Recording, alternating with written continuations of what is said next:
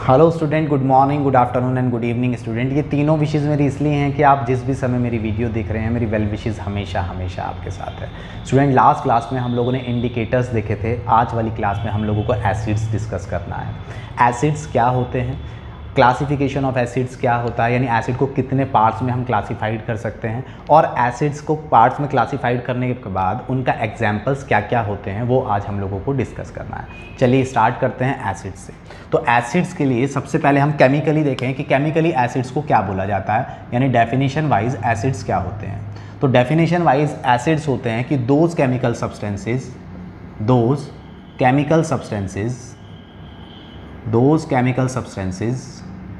which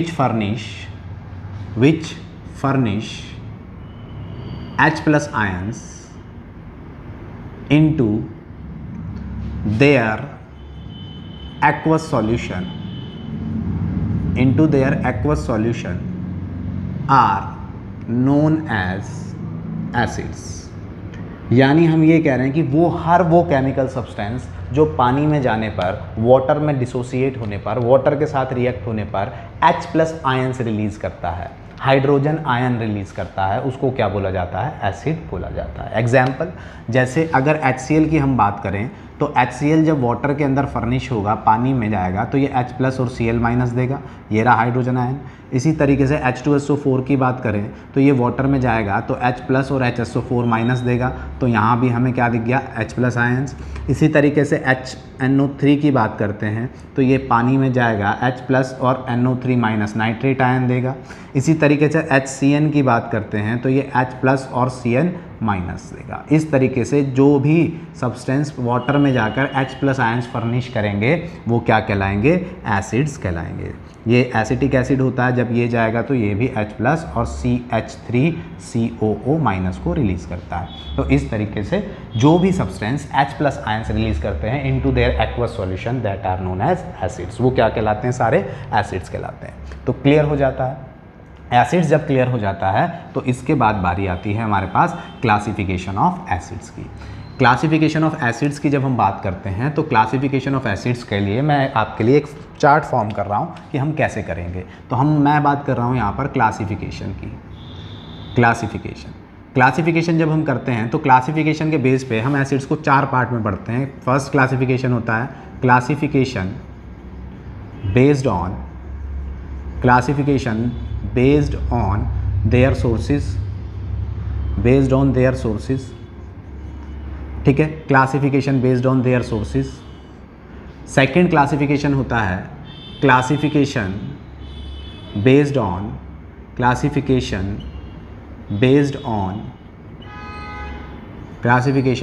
on their basicity, ये second classification होता है। थर्ड क्लासिफिकेशन जब हम एसिड्स का करते हैं तो वो आता है हमारे पास classification based on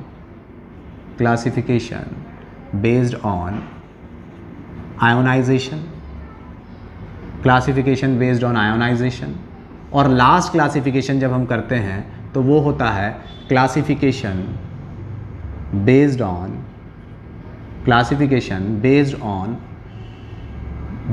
on concentration. तो इस तरीके से हम लोग 4 पार्ट्स में इसको फर्दर क्लासिफाइड कर देते हैं एसिड्स को। अब जब ये 4 पार्ट्स में फर्दर क्लासिफाइड होते हैं तो इसी तरीके से जब क्लासिफिकेशन बेस्ड ऑन सोर्सेज देखते हैं तो ये फर्दर 2 पार्ट में क्लासिफाइड हो जाते हैं, ऑर्गेनिक एसिड्स और सेकंड होते हैं हमारे पास इनऑर्गेनिक एसिड्स को कई बार हम लोग मिनरल एसिड्स भी बोल देते हैं। मिनरल एसिड्स तो एक ही बात होती है, इनऑर्गेनिक एसिड बोलें या फिर मिनरल एसिड बोलें। यहीं पर जब हम यहाँ आते हैं तो ये भी फर्दर 2 पार्ट में क्लासिफाइड हो जाता है, बल्कि 3 पार्ट में क्लासिफाइड होता है। तो एक होता है मोनोबेसिक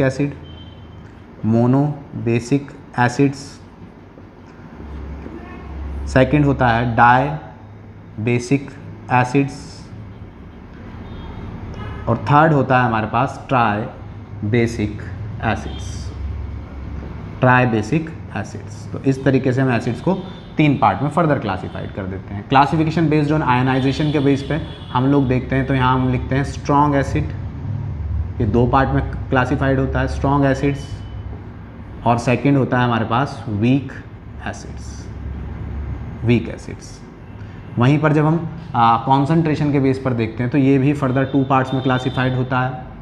फर्दर 2 पार्ट में कौन से, तो कॉन्सेंट्रेटेड एसिड, कॉन्सेंट्रेटेड एसिड्स, और सेकंड होता है हमारे पास डाइल्यूट एसिड, डाइल्यूट एसिड्स। तो इस तरीके से हम लोग एसिड्स को पढ़ेंगे। तो आप एक बार इसको देख लीजिए, फिर हम 1 बाय 1 इन सारे एसिड्स को क्या करेंगे, एक्सप्लेन करेंगे और डिस्कशन में लाएंगे। देख लीजिए आप इन सबको। होप आपने इन सबको देख लिया होगा। तो सबसे पहले हम फर्स्ट क्लासिफिकेशन डिस्कस करेंगे, और ये वाले क्लासिफिकेशन को मैं फ़िलहाल रब कर रहा हूँ, ठीक है। तो इस क्लासिफिकेशन को हमने रब कर दिया, और अब हम देखने वाले हैं फर्स्ट अपना क्लासिफिकेशन। फर्स्ट क्लासिफिकेशन कब कर रहे हैं, तो classification based on source.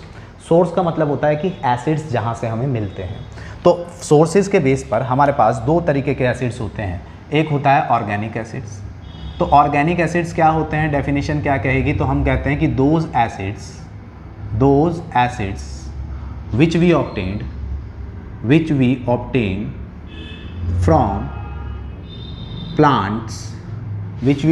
from plants, and animals, are called as organic acid.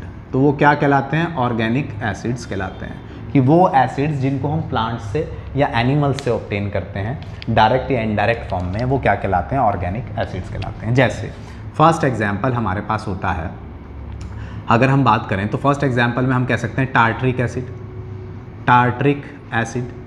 Tartaric acid हमें कहाँ से मिलता है, तो टार्ट्रिक एसिड का सोर्स होता है टेमेरिंड। टेमेरिंड किसे बोलते हैं, तो इमली को, ठीक है। ऑक्सैलिक एसिड कहाँ से मिलता है, तो ऑक्सैलिक एसिड कहाँ से मिलता है, टमाटो से, टमाटर का में से, ठीक है। इसी तरीके से होता है मैलिक एसिड हमें कहाँ से मिलता है, तो मैलिक एसिड का सोर्स होता है एप्पल, ठीक है। इसी तरीके से सिट्रिक एसिड का सोर्स क्या होता है, लेमन, आंवला, इस तरीके का सोर्स सिट्रिक एसिड्स का होता है, ठीक है। इसी तरीके से नेक्स्ट होता है हमारे पास लैक्टिक एसिड कहाँ से, तो कर्ड से, कर्ड माने दही से। तो आप देखिए ये सब प्लांट पर, इमली कहाँ लगती है, प्लांट पर लगती है। आपका ऑक्सैलिक एसिड, टमाटो कहाँ पर लगता है, प्लांट पर। एप्पल कहाँ से मिलते हैं, प्लांट से। और प्लांट के थ्रू जब हम इमली को, टमाटर को या एप्पल को खाते हैं तो ये हमारे बॉडी के अंदर एंटर करते हैं ये एसिड्स। इसी तरीके लैक्टिक एसिड कर्ड में होता है। अब कर्ड कहाँ से मिलती है, दही कहाँ से बनती है, दूध से। और दूध कहाँ से मिलता है, तो हमें एनिमल से मिलता है। तो इस तरीके से हमें एनिमल से या प्लांट से जो भी एसिड्स ऑब्टेन्ड होते हैं उन्हें क्या बोलते हैं, ऑर्गेनिक एसिड्स। और ये सारे ऑर्गेनिक एसिड्स के एग्जाम्पल होते हैं। होप आपको क्लियर हो गया होगा। आप एक बार इसको देख लीजिए। अब हम बात करेंगे इनऑर्गेनिक एसिड्स की।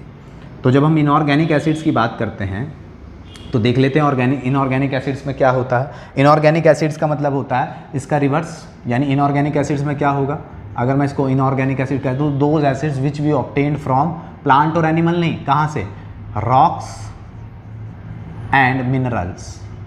वो एसिड जो हम कहाँ से ऑब्टेन करते हैं, रॉक्स और मिनरल से, चट्टानों से, धरती से, प्रैक्टिकली बना के लैब में बनाते हैं, वो क्या कहलाते हैं, इनऑर्गेनिक एसिड्स कहलाते हैं। या फिर इन्हें हम मिनरल एसिड्स भी बोलते हैं। इसका एग्जाम्पल क्या होता है, तो ये जैसे आपका HCl, आपका HNO3, आपका H2SO4, ये सारे के सारे एसिड्स जो होते हैं वो कहाँ से होते हैं, मिनरल एसिड्स होते हैं, मिनरल एसिड्स होते हैं। HCl को हाइड्रोक्लोरिक एसिड बोलते हैं, HNO3 को नाइट्रिक एसिड बोलते हैं, H2SO4 को सल्फ्यूरिक एसिड बोलते हैं। तो ये क्या होते हैं, इनऑर्गेनिक एसिड्स होते हैं, ठीक है। तो फर्स्ट क्लासिफिकेशन हमारा कंप्लीट हो जाता है। इसके बाद हम बात करेंगे अब सेकंड क्लासिफिकेशन की। और हमारा सेकंड क्लासिफिकेशन क्या था, तो सेकंड क्लासिफिकेशन था classification based on their basicity. Basicity के बेस पर, जब हम बेसिसिटी की बात करते हैं तो बेसिसिटी के बेस पर हमारे पास 3 तरीके के एसिड्स होते हैं।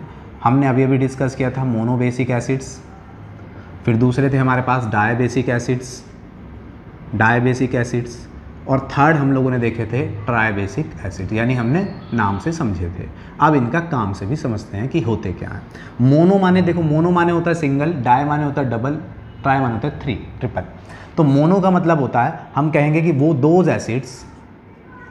Acids which release only one H plus ion from one molecule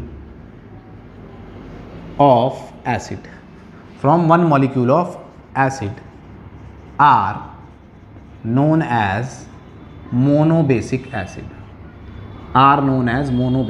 acids, यानी वो एसिड्स जिसमें एसिड का एक मॉलिक्यूल एक H प्लस आयंस को रिलीज करता है, एक मॉलिक्यूल एक ही H प्लस आयंस को रिलीज करेगा, तो ऐसा मॉलिक्यूल या ऐसा एसिड क्या कहलाएगा? मोनोबेसिक एसिड कहलाएगा। जैसे अगर हम बात करें HCl की, तो HCl क्या है? जब ये आयनाइज होगा तो ये केवल H प्लस और Cl माइनस देगा। तो देखा हमने एक मॉलिक्यूल ने एक H प्लस रिलीज करा। इसी तरीके से मैं बात करूं HNO3 की, तो HNO3 जब आयनाइज होगा तो H प्लस और NO3 माइनस देगा, तो एक मॉलिक्यूल एक H प्लस दे रहा है। इसी तरीके से मैं बात करूं CH3COOH की, तो यहाँ क्या है? CH3COO नेगेटिव और H पॉजिटिव। तो ये सारे मॉलिक्यूल आयनाइज होकर केवल एक H प्लस आयन दे रहे हैं, और जब कोई मॉलिक्यूल आयनाइज होकर केवल एक H प्लस आयन देता है तो उसको बोलते हैं मोनोबेसिक एसिड। क्या बोलते हैं? मोनोबेसिक एसिड बोलते हैं। तो होप आपको ये क्लियर हो गया होगा कि मोनोबेसिक एसिड क्या होते हैं। चलिए, मोनोबेसिक के बाद बारी आती है डायबेसिक की। डायबेसिक से अब आपको समझ में आ गया होगा, डाय माने कि एक ऐसा मॉलिक्यूल, एसिड का एक मॉलिक्यूल जब दो आयन प्रोड्यूस करेगा, तो डेफिनेशन क्या बनेगी? Those acids which release to H plus ions from one molecule, एक मॉलिक्यूल से, तो वो क्या कहलाएगा? डायबेसिक कहलाएगा। एग्जाम्पल में हम लोग रहे हैं H2SO4 यानी सल्फ्यूरिक एसिड जब ब्रेक होगा, कंप्लीटली ब्रेक होगा, तो 2H प्लस और SO4 2 माइनस देगा। इसी तरीके से कार्बोनिक एसिड होता है हमारे पास H2CO3, जब ये ब्रेक होगा तो 2H प्लस और CO3 2 माइनस। तो आप देख रहे हो एक मॉलिक्यूल 2H प्लस को रिलीज कर रहा है, यहाँ भी एक मॉलिक्यूल 2H प्लस को रिलीज कर रहा है, तो ये कैसे एसिड्स हैं? डायबेसिक एसिड्स हैं। ठीक है, जब एक मॉलिक्यूल 2H प्लस को रिलीज करेगा डायबेसिक, जब एक मॉलिक्यूल एक H प्लस को रिलीज करेगा मोनोबेसिक। अब आपको ट्राइबेसिक भी क्लियर हो जाएगा, यानी आप समझ भी गए होंगे कि ट्राइबेसिक में क्या होना है। तो ट्राइबेसिक में कुछ नहीं होना है, क्या करना है हमें कि those acids which release 3H plus ions from one molecule of acids are known as tribasic acid.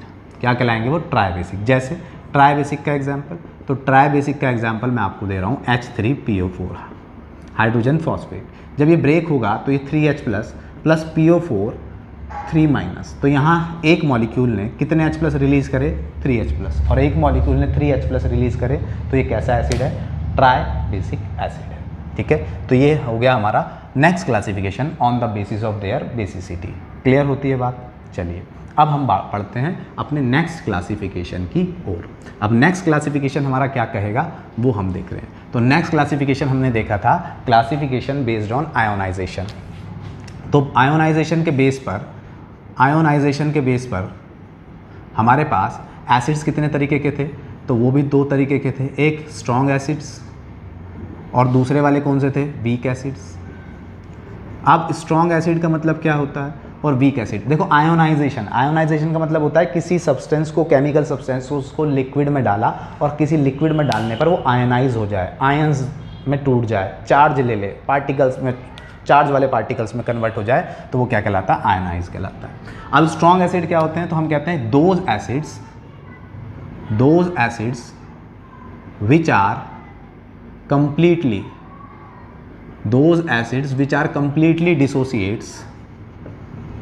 completely dissociates into their aqueous solution are known as strong acids, यानी वो एसिड्स जो पानी में जाने पर कंप्लीटली डिसोसिएट हो जाते हैं, पूरे ब्रेक हो जाते हैं, वो क्या कहलाते हैं? Strong acid. कौन कौन से होते हैं जिनमें ऐसा नेचर होता है? तो कौन कौन से होते हैं? तो जितने भी मिनरल एसिड हैं, अगर आपको याद करना है तो आप मिनरल एसिड के एग्जाम्पल याद कर लीजिए, वो सारे के सारे किसके एसिड एग्जाम्पल होते हैं? स्ट्रॉन्ग के। HCl जब ये जाएगा तो ये कंप्लीटली ब्रेक होता है, H2SO4 ये भी पानी में जाने पर कम्प्लीटली ब्रेक होता है, ठीक है। HNO3 ये भी पानी में जाने पर कम्प्लीटली ब्रेक होता है। तो ये कैसे हैं? स्ट्रॉन्ग एसिड है। अब वीक की आपको समझ में आ गई होगी कि वो एसिड जो पानी में जाने पर या पानी के साथ ट्रीट करने पर, वाटर के साथ ट्रीट करने पर वाटर में डिसोसिएट तो होते हैं लेकिन कंप्लीटली डिसोसिएट ना होके पार्शियली, आधे टूटते हैं, वो क्या कहलाते हैं? आधे आयंस देते हैं और आधे आयंस नहीं देते हैं, तो वो क्या कहलाते हैं? Weak acids. तो क्या बनेगी definition? Those acids which are partially ionized into their aqueous solution are known as weak acids। Weak acids का एग्जाम्पल, तो जितने भी ऑर्गेनिक एसिड्स होते हैं, all organic acids are example of weak acid, ठीक है। तो आप कोई भी ऑर्गेनिक एसिड का नाम लिख सकते हैं, जैसे एसिटिक एसिड एक वीक एसिड होता है, ये ब्रेक तो होता है लेकिन कंप्लीटली ब्रेक नहीं होता है, ठीक है। इसी तरीके से HCN हाइड्रोजन साइनाइड, ये कंप्लीट ब्रेक तो होता है लेकिन कंप्लीटली ब्रेक नहीं होता है। इसी तरीके से कार्बोनिक एसिड होता है H2CO3, ये ब्रेक तो होता है लेकिन कंप्लीटली ब्रेक नहीं होता है, ठीक है। तो ये क्या कहलाता है? वीक एसिड्स कहलाता है। अब आप ये कहीं बच्चों के आप लोगों के माइंड में आ रहा होगा कि कैसे ब्रेक होते हैं, क्या हमें कोई एसिड मिल जाए और हम उसे पानी में डालें तो हम देख सकते हैं कि वो ब्रेक हो रहा है, कंप्लीट ब्रेक हो रहा है या वीक हाफ ब्रेक हो रहा है? तो बच्चों, आयंस को हम नेक्ड आइज, नॉर्मल आइज से नहीं देख पाते हैं, ये एक प्रैक्टिकल डाटा होता है जिसको हम देखते हैं। तो आयंस को हम नहीं देख पाते हैं, ये एक प्रैक्टिकल डाटा होता है जिसके थ्रू हम इन चीज़ों को देखते हैं, तो वो क्या कहलाते हैं? तब हम किसी डिसीजन पर पहुंचते हैं। तो स्ट्रॉन्ग एसिड, वीक एसिड हो गया। और लास्ट क्लासिफिकेशन करेंगे तो बेस्ड ऑन कॉन्सेंट्रेशन। अब जब बेस्ड ऑन कॉन्सेंट्रेशन करते हैं तो कॉन्सेंट्रेशन के बेस पर हमारे पास एसिड्स हो जाते हैं 2 टाइप्स के ही होते हैं। पहला होता है कॉन्सेंट्रेटेड एसिड, फर्स्ट होता है कॉन्सेंट्रेटेड एसिड, और सेकंड होता है डाइल्यूट एसिड। यहाँ लिख देता हूँ डाइल्यूट एसिड। अब कॉन्सेंट्रेटेड एसिड्स क्या होते हैं और डाइल्यूट एसिड्स क्या होते हैं? कॉन्सेंट्रेटेड एसिड का मतलब होता है कि आपको मैं समझाता हूँ। जनरली क्या होता है, अभी आप लैब में नहीं गए होंगे शायद, लेकिन जब आप हायर क्लासेस में आएंगे, 11th-12th पर आएंगे, तो आप लोगों को लैब भी कवर करनी होगी। तो जब आप लैब में जाते हैं तो वहाँ पर आपको बहुत सारे कंटेनर्स रखे हुए मिलते हैं, और कुछ कंटेनर्स पर लिखा होता है डाइल्यूट HCl, कुछ पर लिखा होता है डाइल्यूट कॉन्सेंट्रेटेड HCl, कुछ पर लिखा होता है डाइल्यूट H2SO4, कुछ पर लिखा होता है कॉन्सेंट्रेटेड H2SO4। तो इसका मतलब क्या है? इसका मतलब ये है, कॉन्सेंट्रेटेड का मतलब होता है almost pure acids. Almost pure acid का मतलब कि एक ऐसा एसिड जिसके अंदर वाटर का अमाउंट बहुत कम है और एसिड का अमाउंट बहुत ज़्यादा है, ठीक है। तो वो क्या कहलाता है? कॉन्सेंट्रेटेड एसिड कहलाता है। वहीं पर अगर हम डाइल्यूट एसिड की बात करें तो एक ऐसा एसिड जिसमें वाटर का अमाउंट ज़्यादा है, किसके कंपैरिजन में? एसिड के कंपैरिजन में, तो वो क्या कहलाता है? डाइल्यूट एसिड कहलाता है, ठीक है। तो कॉन्सेंट्रेटेड एसिड के लिए हम क्या कहेंगे? हम कहेंगे those acids in which amount of water is more than बोलें या फिर हम कहें कि लार्जर देन बोल लो आप, मोर देन या लार्जर जो भी वर्ड यूज़ करना है, लार्जर देन किससे? Water, larger than water are known as concentrated acid। यानी वो एसिड्स जिनमें एसिड का अमाउंट ज़्यादा और पानी का अमाउंट बहुत कम होता है, वो क्या कहलाते हैं? कॉन्सेंट्रेटेड एसिड कहलाते हैं। जितने भी स्ट्रॉन्ग एसिड हैं वो सब कॉन्सेंट्रेटेड एसिड होते हैं। जैसे स्ट्रॉन्ग एसिड में मैंने HCl लिया था। अच्छा, कॉन्सेंट्रेटेड एसिड के लिए हम क्या लिखते हैं? ऐसे concentrated HCl, concentrated H2SO4, concentrated HNO3, इस तरीके से, ठीक है। तो कॉन्सेंट्रेटेड एसिड्स का मतलब होता है जिनमें एसिड का अमाउंट ज़्यादा और एक्वस अमाउंट कम होता है, वो क्या कहलाते हैं? कॉन्सेंट्रेटेड। डाइल्यूट में क्या होगा? तो डाइल्यूट में इसका रिवर्स हो जाएगा। कैसे? डाइल्यूट की डेफिनेशन क्या बनेगी कि those acids in which amount of water is, sorry उल्टा हो गया, गड़बड़ हो गई। Those acids in which amount of acid is more than amount of water are known as concentrated acid. यानी वो एसिड जिनमें एसिड का अमाउंट ज़्यादा, मैं बार बार बोल रहा हूँ, लिखने में थोड़ा मिस्टेक हो गया था, वो एसिड्स जिनमें एसिड का अमाउंट ज़्यादा और पानी का अमाउंट कम होता है वो क्या कहलाते हैं? कॉन्सेंट्रेटेड एसिड कहलाते हैं। डाइल्यूट एसिड में क्या होगा? तो those acids in which amount of water is larger than या greater than amount of acids are known as dilute acid. तो वो क्या कहलाते हैं? डाइल्यूट एसिड कहलाते हैं। ठीक है, किसी भी कॉन्सेंट्रेटेड एसिड को हम डाइल्यूट कर सकते हैं। कैसे? उसमें वाटर का एडिशन करके। अच्छा, वाटर का एडिशन क्या हम अपनी मर्जी से पानी मिला सकते हैं? नहीं। आप जब हायर क्लासेस में आएंगे, 11th और 12th में आएंगे, तो वहाँ पर आप कॉन्सेंट्रेशन टर्म्स पढ़ेंगे, मोलैरिटी। तो वहाँ पर हम उन कॉन्सेंट्रेशन टर्म्स यानी उन कैलकुलेशंस की हेल्प से कि कितने अमाउंट ऑफ एसिड में कितना अमाउंट ऑफ वाटर मिलाया जाए कि वो डाइल्यूट हो जाए, और कितना डाइल्यूट हो जाए अपनी मर्जी के हिसाब से जब हम डाइल्यूट करते हैं, तो यानी हम किसी भी कॉन्सेंट्रेटेड एसिड को क्या कर सकते हैं?